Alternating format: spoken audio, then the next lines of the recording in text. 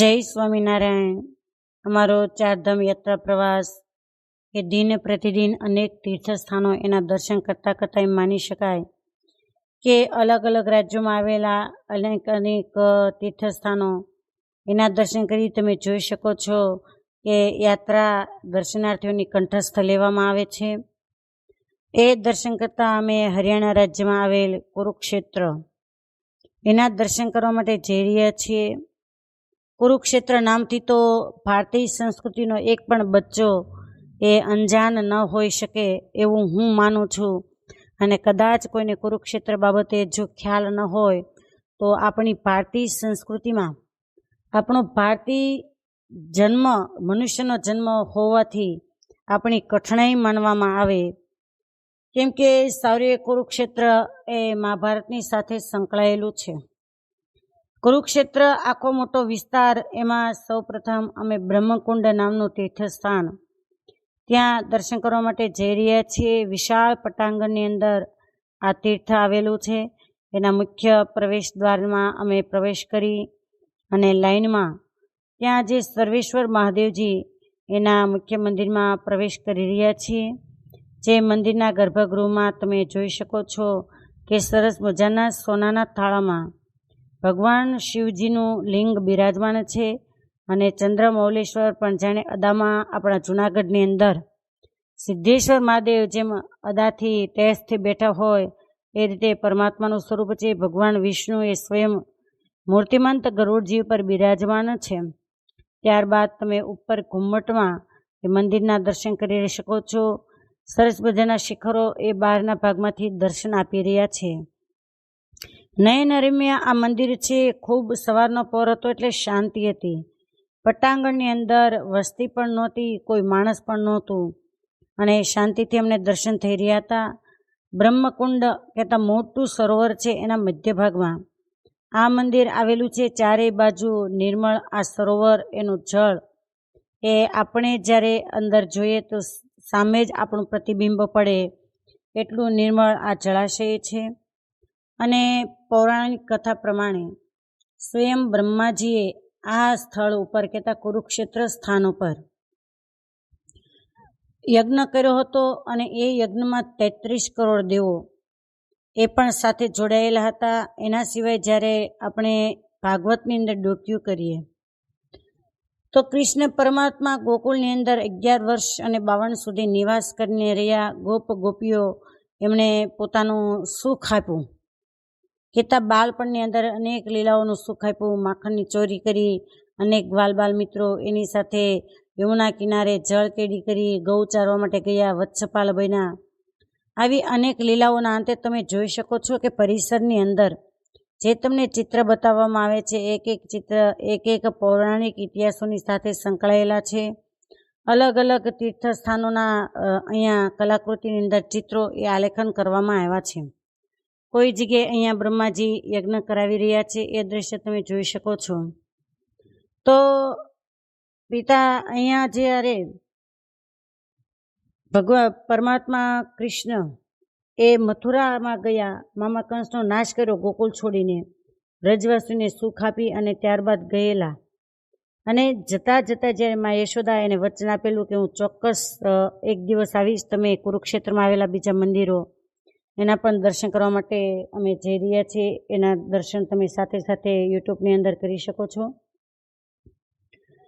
ચોક્કસ હું એકવાર આવીશ એ વચન આપેલું ને એમ માનવામાં આવે કે આ જે કુરુક્ષેત્ર સ્થાનમાં બ્રહ્મકુંડમાં જ્યારે ગ્રહણ હતું ત્યારે ગોકુળવાસીઓ કહેતા વ્રજવાસીઓ અહીંયા ગ્રહણ નિમિત્તે સ્નાન કરવા માટે આવેલા। એ જ વખતે પરમાત્મા દ્વારકાધીશની સાથે અષ્ટપટરાણીઓ એ પણ અહીંયા સ્નાન કરવા માટે આવેલા અને એવું માનવામાં આવે છે કે કાયમના માટે દ્વારકાધીશ રાધે રાધે, હા ગોપી, હા ગ્વાલ બાલ મિત્રો, હા યશોદા એ જ્યારે નામ ઉચ્ચારણ કરતા હોય અને અખંડ રાધે રાધે શબ્દ એ પોતાના જીભ ઉપર ચાલતો હોય ત્યારે પેલી પટરાણીઓ એમણે એમ થયેલું કે આ રાધા એ કોણ હશે, એની તત્વ શું હશે કે પરમાત્મા કૃષ્ણ એને વારંવાર યાદ કરે છે। હવે તમે જે દર્શન કરી રહ્યા છો એ ભીષ્મ મંદિર તમે દર્શન કરી રહ્યા છો।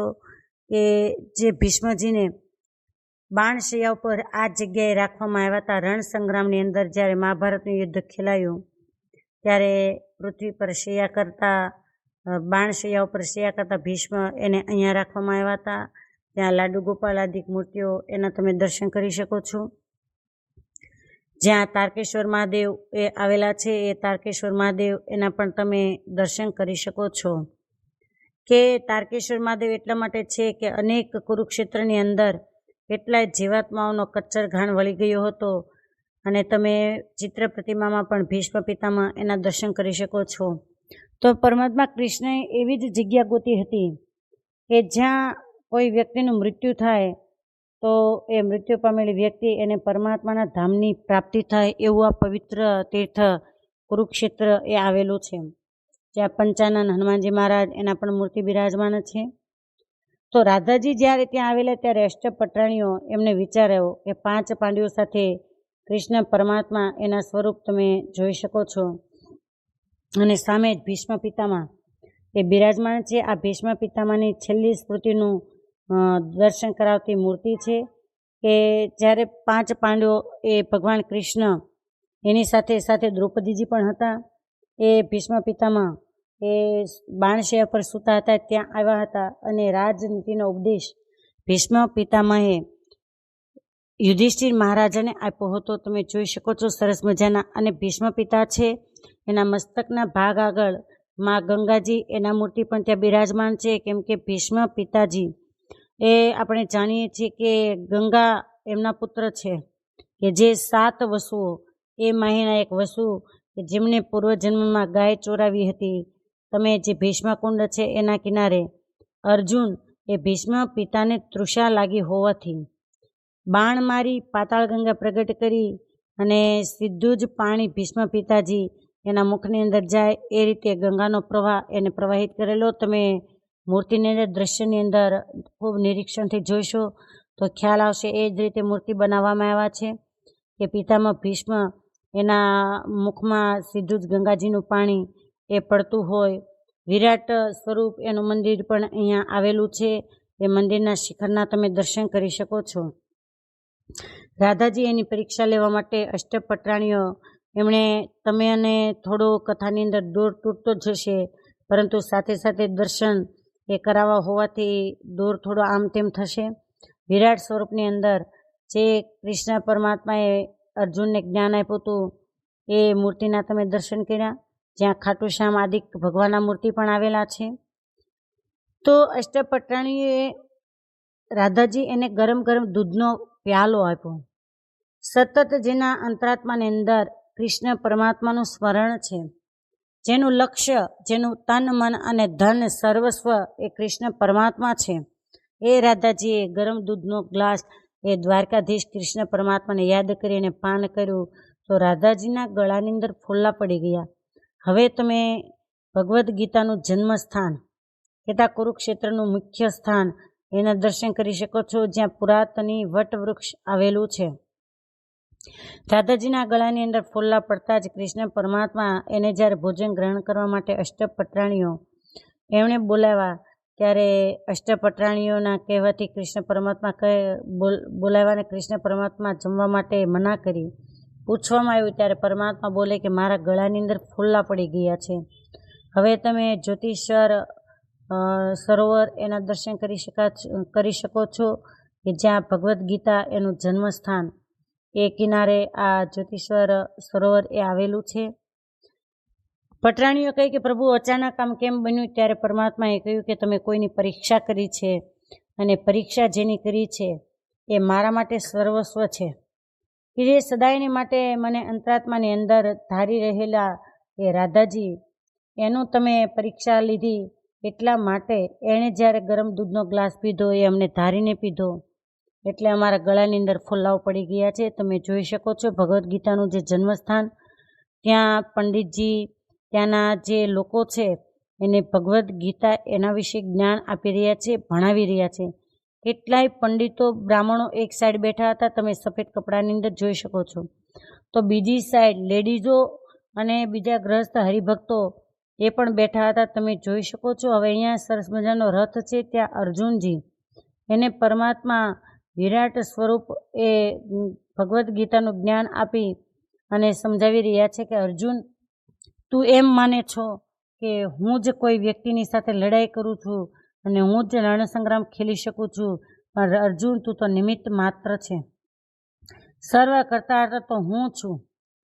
તમે જોઈ શકો છો કે રથ ઉપર પરમાત્મા કૃષ્ણ એ હાથમાં ઘોડાના અછોડાઓ લઈ અને સારથી તરીકે બિરાજમાન છે. અર્જુનજી રથની અંદર બેઠા છે.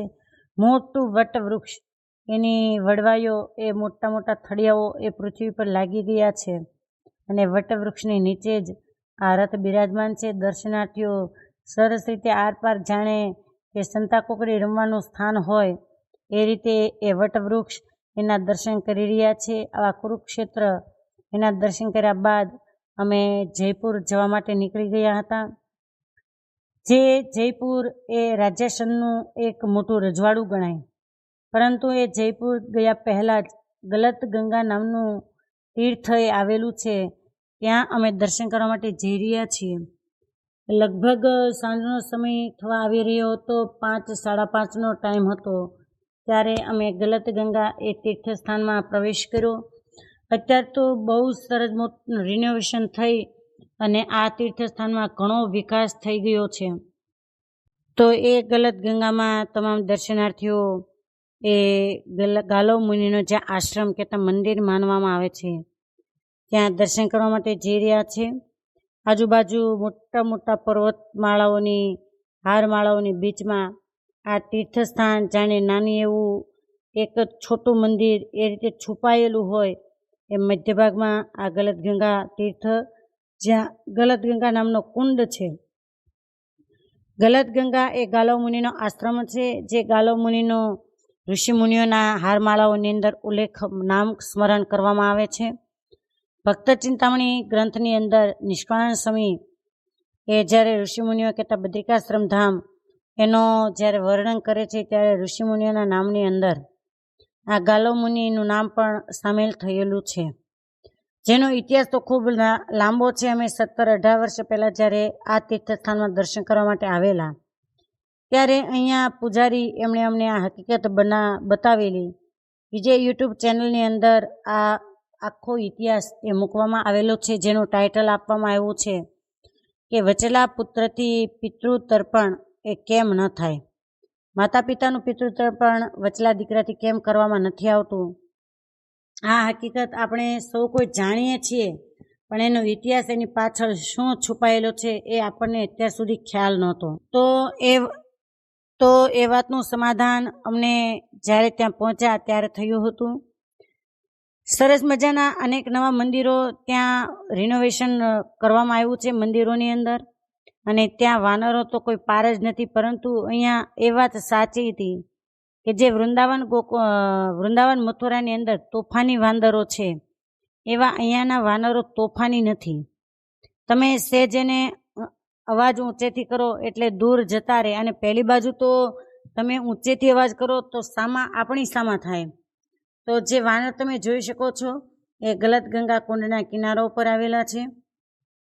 ગાલો મુનિ એક બ્રહ્મકુમાર હતા, અને એમ કહેવાય કે અહીંયાના જે રાજા એમને સંતાન નહીં હોવાથી એમણે નિમિત્ત કરેલું કે કોઈ કમળ પૂજા ચડાવે તેને પુત્રની પ્રાપ્તિ થાય. તો રાજાએ સંકલ્પ કર્યો કે કમળ પૂજા ચડાવી અને પુત્ર પ્રાપ્તિ કરું. ભગવાન શિવ એમણે કહેલું કે જો તમે ગાલો મુનિ એ મંદિરની અંદર દર્શન કરી શકો છો કે અહીંયા જે જટાવાળા છે એ ગાલો મુનિ છે, બાજુમાં શ્યામ મૂર્તિ એ ભગવાન વિષ્ણુના મૂર્તિ છે, બાજુમાં જ રામચંદ્ર ભગવાન એના મંદિર આવેલું છે. બ્રહ્મા, વિષ્ણુ અને મહેશ એ ત્રણેયની સાથે ગાલો મુનિ આ મંદિરની અંદર બિરાજમાન છે. અહીંયા રામચંદ્ર ભગવાનની સાથે હનુમાનજી મહારાજ પણ બિરાજમાન છે. ભગવાન રામચંદ્રજી એમને આરતી પૂજારી કરતા હતા. તો ત્યાં પણ એક કુંડ આવેલો છે, પરંતુ આ કુંડમાં પાણી નહોતું. નીચે તળેટી ઉપર ગલત ગંગા કુંડ એમાં પાણી હતું. એમાં અમે સૌ કોઈ સ્નાન કર્યું. તમે જોઈ શકો છો કે અમે ત્યાં ગાલો મંદિર પહોંચ્યા ત્યાં સુધીમાં દિવસ આથમી ગયો હતો. ત્યારબાદ અમે સ્વામિનારાયણ મંદિર જયપુર ત્યાં દર્શન કરવા માટે આવ્યા હતા. રાત્રિનો સમય હતો. ભગવાન એ પહોંચી ગયા હોવાથી અમને સવારમાં જ મંગળામાં દર્શન કરાવવામાં આવ્યા હતા. આરતી પહેલાં જ સંતોએ દર્શન કરાવ્યા, કેમ કે સમય મારી પાસે નહોતો અને આગળ નીકળી જવું હતું. થોડા દિવસ પહેલાં જ, મહિનાઓ પહેલાં જ જયપુર સ્વામિનારાયણ મંદિર એની મૂર્તિ પ્રાણ પ્રતિષ્ઠા એ કરવામાં આવી હતી. સરસ મજાના નયનરમ્ય મૂર્તિ, એના દર્શન તમે કર્યા. અને અત્યારે તમે હનુમાનજી મહારાજ તેમજ વિઘ્નવિનાયક દેવ એવા ગણપતિ મહારાજ એના જયપુર શ્રી સ્વામિનારાયણ મંદિર એમાં દર્શન કરી શકો છો. તમામ દર્શનાર્થીઓ એ સમયસર જે સમય આપવામાં આવ્યો હતો એ પ્રમાણે મંદિરની અંદર પહોંચી આવ્યા હતા. તમામ યાત્રાર્થીઓ એ ભાવથી પરમાત્માનું મંગળમય સ્વરૂપ એવા મંગળાના દર્શન કરી રહ્યા છે. ગલત ગંગાની જે આખો ઇતિહાસ છે એ સૌ કોઈને નમ્ર વિનંતી કે યુટ્યુબમાં વચલા દીકરાથી પિતૃ તર્પણ કેમ ન થાય માતા પિતાનું, એ તમે વિડીયો સાંભળી લેશો એટલે તમને આખો એ હકીકત એ સમજાઈ જશે. અંધારું ચારે બાજુ ચાંદનીની રોશની ફેલાયેલી હતી, આછું આછું અજવાળું થતું આવતું હતું. અને અમે જયપુર મંદિરથી વિદાય લઈ અને આગળ અમારે યાત્રા પ્રવાસ એને લઈ જઈ રહ્યા હતા. હાઈવે ઉપર જ આ શ્રી સ્વામિનારાયણ મંદિર અમદાવાદ તાબાનું જયપુર એ આવેલું છે. જ્યારે આપણે હરિદ્વાર જઈએ તો લગભગ યાત્રાર્થીઓ તો આ જયપુરની અંદર રાત્રિ નિવાસ કરતા હોય છે. તો આ હતું શ્રી સ્વામિનારાયણ મંદિર જયપુર. અસ્તુ. ભાવથી બધાને જય સ્વામિનારાયણ.